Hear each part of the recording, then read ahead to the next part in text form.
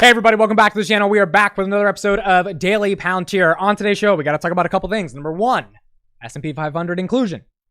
Did not happen. We're going to talk about what did happen and what my thoughts are on S&P inclusion, hopefully later in 2024. Number two, Palantir gets a brand new deal in Ukraine, something that we kind of knew was happening, but now we definitely have confirmation that is happening, and it's a 10-year long deal, so we got to talk about that. And number three, from the Palantir Weekly podcast we had on Friday, we had a really good discussion on Palantir having an NVIDIA moment. That's about a 6-7 minute clip. I'm going to play that at the end, and we're going to talk a little bit more about what does it mean for Palantir to put up a number that is like that kind of monster NVIDIA number we've seen over the past couple of quarters that they keep putting up because of all the new links we are finding around Foundry and AIP clients. So we're going to talk about why those clients are happening, what it means for Palantir, and when potentially we get the NVIDIA moment. Thank you everybody for being here. Let's get into it. All right, so let's start off with this S&P 500 news. I think we should first look at what's going on with Palantir in terms of its stock. So Palantir right here, 23.90 in the after hours today, closed at 24.04, so down about 3.5%. Now, why is this happening?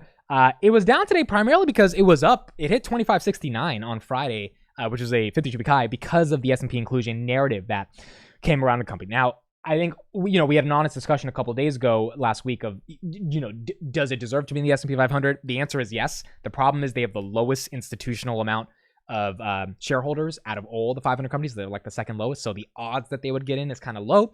And then ultimately it's kind of dependent on the committee and how the committee wants to decide if Palantir gets in. NVIDIA had a crazy day, up about 3%. Bitcoin right now, at the time recording this, 68,448. So a lot of companies had pretty good days. Palantir down about 3% on the day. Obviously, Palantir's up a lot this year, so it's not like, we can complain that it's down because it's, consolidating pretty healthily in this 22-25 range, which I think is important. So here was the announcement. Super Microcomputer and Deckers, the shoe brand, if anyone knows that brand. I think it's a pretty global brand, but I've seen those shoes around the United States. Those companies have joined the S&P 500.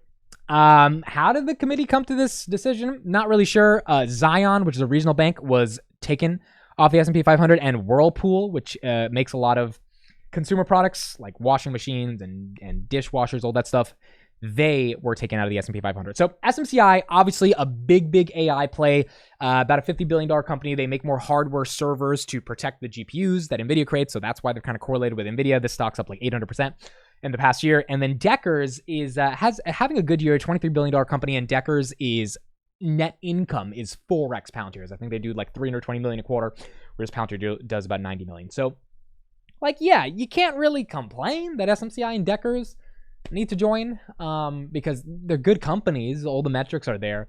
The institutional float is much higher. It's just, I think it's going to take a little time for Palantir to get included. A lot of us thought that Palantir would get included. It seems like this quarter, the S&P 500 committee is just waiting for some things to happen. I think the big catalyst needs to be institutional ownership goes up. And the only way that happens is in the next 2 quarters, Palantir really puts up good numbers, like those NVIDIA type numbers, which we'll talk about later on the show. And I think if they can do that, institutions are not going to have a reason to be against it. I mean, the short float on Palantir, we got an update on that. Let me show you guys that real quick. It's down. And the reason it's down, I think, is pretty obvious. Like, no one wants to short a tech company that's up 50%, especially a tech company that has an AI play. So look at that, 10% down from 2 weeks ago as of February 15th. Only 5% of the float, which is really nothing given Palantir has 2.1 billion shares outstanding that are sold short. So I don't think people are scared of Palantir. I think people are just waiting for a better reason to buy from the institutional side, and they probably need another quarter of really good numbers. And when that happens, that's going to be beneficial for the stock. And then the S&P 500 thing might become more serious, and we'll see a lot more volume coming into the stock in terms of buy-side pressure for funds that want to begin having exposure to Palantir. So it is what it is. I bought 10 shares today in the public fund. Whatever money I make on Twitter, I made $248. I just buy more Palantir in that public fund. So if you follow me on Twitter, link in the description, you'll see the public fund, and we just buy more Palantir. It is what it is, and at this price, I'm happy to DCA. So not getting into the S&P 500 yet. Should happen closer, hopefully, at the end of this year. Okay, next up, Palantir and the Ministry of the Economy of Ukraine sign a de-mining partnership. This deal lasts till 2033, and it's a deal that we thought was going to happen. De-mining is when you try to use AI technology, at least in the case of Palantir software, and try to get rid of mine traps, right? Landmines. And these are things where if you step into it, you could explode, right? So obviously this is very important, critical stuff. If Palantir is able to make sure people don't explode because they can find this stuff before people step into it. Really good thing. 3 things that Palantir is going to be doing here. Digitization of humanitarian demining operations and process automation is outlined in the National Mine Action Strategy for the period until 2033. It's a 10-year deal, long time. Enhancing digital capabilities for coordination of land release and assessment, region prioritization, and risk management in mine action. And enabling assistance leveraging Palantir's AIP platform for decision-making in mine action. The platform will also be used to understand demining capabilities across Ukraine. This will help improve efficiency and safety by providing guidance on optimal allocation of resources and demining methods to risk posed in each area. For example, the tool will map new demining methods such as drones and unmanned vehicles against traditional methods to determine which would be more appropriate for an unidentified or for an identified area. This is a really important deal. Why is this an important deal? Well, we basically gave our software for free to Ukraine. Ukraine has gotten over $100 billion of aid from the United States. I think, and I don't know, but I think this is a deal that we are getting paid for. If we're not getting paid for this deal, I still think that's okay, because at the end of the day, giving our software to Ukraine is telling NATO, hey, it's working. They're using Palantir for a reason. Demining is a very important thing. For the next 10 years, they're going to be using Palantir software. Maybe NATO countries, especially countries on the Baltic states, Lithuania, Poland, that are a little bit more prone to a potential Russian invasion, should take Palantir a little bit more seriously. And we know Lithuania has a regional tech hub with Palantir. So, this to me is just good news for the overall marketing of Palantir in that region, in the broader NATO sector. I do think they are being paid something from this. Ukraine's gotten billions of dollars from the United States, so to assume they wouldn't give Palantir some of that money for doing this work, especially because it's almost 2 years now that Palantir's been working with them, I think they're going to make something. So here is AI steps for Ukraine demining efforts. This is Palantir's Lewis Mosley with Ukraine officials signing the deal and ultimately getting the job done. It makes a lot of sense. At the end of the day, I don't know when this Ukraine-Russia thing is going to end. It's been going on for basically 2 years now, but the fact that Palantir is still playing a very crucial role, and Palantir is one of the only software companies that is, pivotal at playing this role to help Ukraine, it's a big thing for Palantir. Now, what we've seen Palantir do in the past is give software for free. So for the NHS, they took £1 to do work for them back in 2019, and then they got £480 million 3 years later. I think the same thing is going to kind of happen here. Either we gave them nothing, we gave them the software and we got nothing back in 2022, and now we're monetizing, or we're still giving them just a lot of free stuff, which you're playing the long term. That is okay. Right? That's gonna cost you some money in the short term, but in the next couple of years, if Ukraine gives a multi-billion-dollar partnership to Palantir to just completely digitally transform the entire country, which is going to be a war-torn country at that point, that's going to be very important for Palantir long term. So in my opinion, I think this deal is very important. We also got Sham Sankar, who wrote an opinion piece. I'll put this in the description today on the Washington Post, and reading a little bit from this piece. The landscape of warfare has changed, and today's commanders are as likely to work from a faraway desk as from a fortified battle post.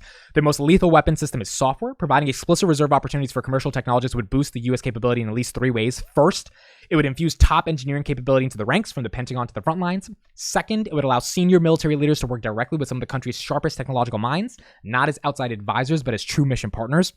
Third, it would support a two-way knowledge transfer in which military technologists learn about the private sector's best practices while industry leaders gain a sharper understanding of what U.S. warfighters need. He's talking basically in this article about how the U.S.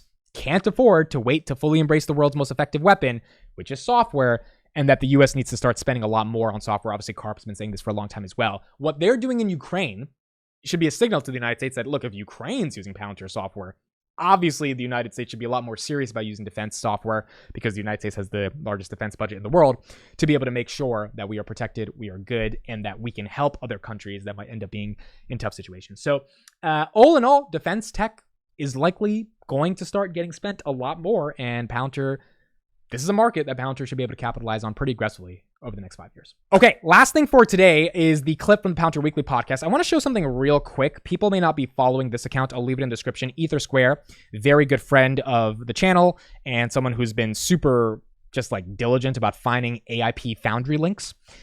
So he does company.palantir.foundry.com, and he finds a ton of links. And what he's been seeing, if you look at this tweet right here, Q1 of this year is already bigger than any quarter of 2023. In the past 10 days, Palantir registered 50 new Foundry AIP entities. These are absurdly big figures. We still have 1/3 of the quarter to go. Q1 2024. This doesn't mean these are clients. This doesn't mean these are contracts. This just means that, hey, XYZ company.palantir.foundry.com works. And if it works, well, we got to start thinking there's a pilot program and there's a lot more clients that are coming on from these boot camps that potentially could become real customers. And he's finding close to 200 already in Q1 2024. Having said that, that makes it kind of seem like there's going to be a very big quarter coming up for Palantir. One of these quarters, maybe it's not next quarter, maybe it's not Q2, but we talk about in this next clip when that quarter is coming and how we should think about Palantir ultimately having that monster quarter. That's it for me today. Please enjoy this clip, and I'll see you guys on the next episode of Daily Palantir tomorrow. Bye. I have a question, you guys.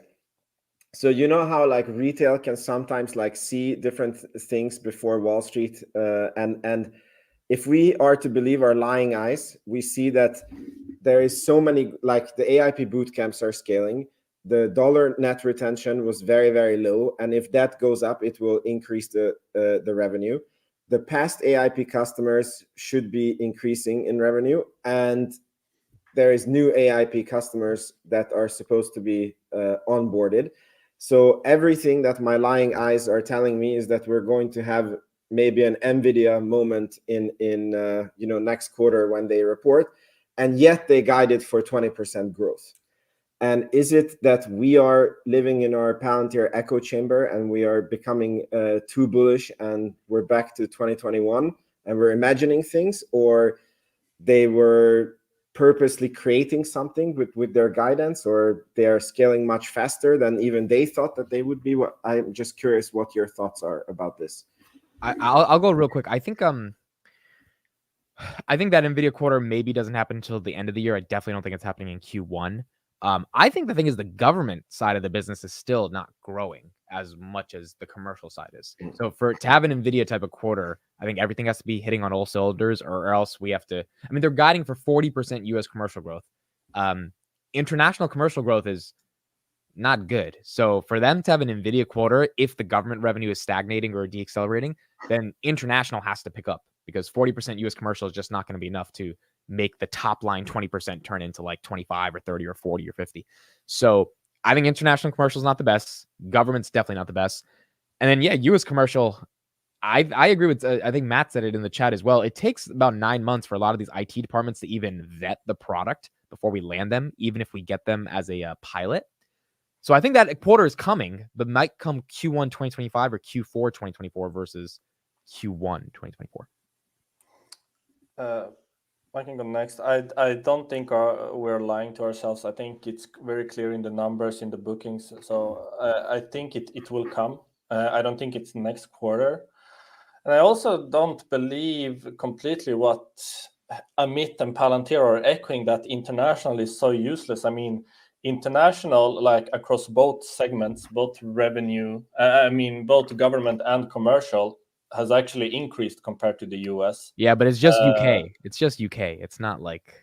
And even if you look at the US commercial specifically against the rest of the commercial, I mean, it's not that drastic. I mean, it stayed stagnant for 2 quarters, even though they say like US commercial is growing completely out of control. It's still like it's been 46% of the total commercial revenue for 2 quarters. Before that, in Q1, it was 45%. So it's been stagnant for a year. I mean, international is doing something.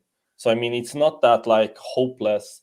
Like we hear Carp saying, we're moving personnel out of Europe. Europe can't hang, like they are slow to adapt.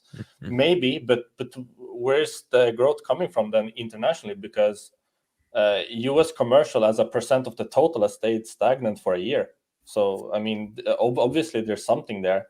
And if we look at the total, it's shrinking. So I don't know if that's the whole picture, but that also ties into my argument that, yeah, Palantir is sandbagging for sure. I mean,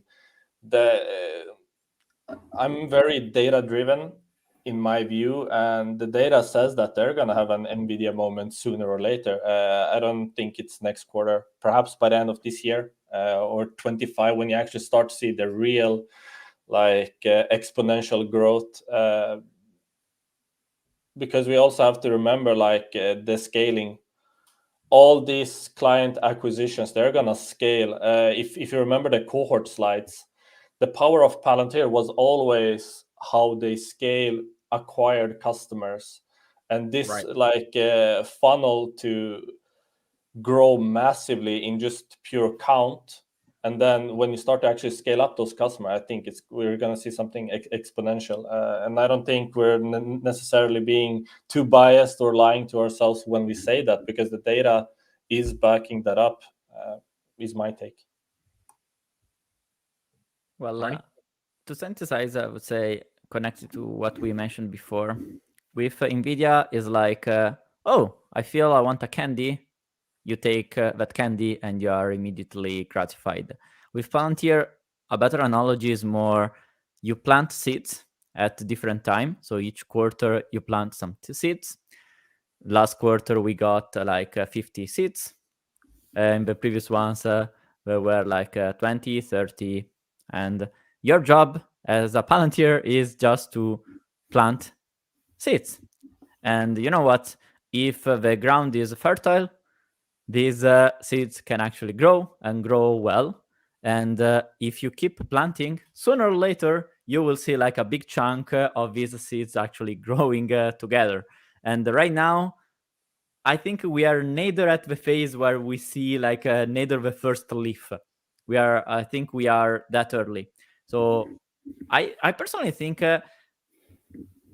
even us are underestimating potentially the growth that could come from these customers, because differently from the big B2B companies like ServiceNow, Salesforce are the key, what Palantir achieves with each customer is essentially multiplied by at least a factor of 5, 10, because Palantir solves not only one specific problem. Let's say Salesforce, yes, they have multiple products, but essentially, if you remove the CRM from Salesforce, that is a trash company. It's just, okay, some on average SaaS, no real, really, really strong company. What Palantir does is not providing one horizontal platform, but actually solving use cases. And that is not only more difficult to do, but extremely more valuable. And you have the interaction you have from solving more use cases to solve further use cases. So essentially, Salesforce sells a platform. Palantir solves problems by building knowledge. And that is a problem that is way more deep, essentially more valuable. And acquiring a customer, explaining the first step is extremely hard. Once in, and now with bootcamps, with interest in AI, clients can actually learn about, maybe the prejudice on Palantir is actually very different. Think this way, like notice already how now there are active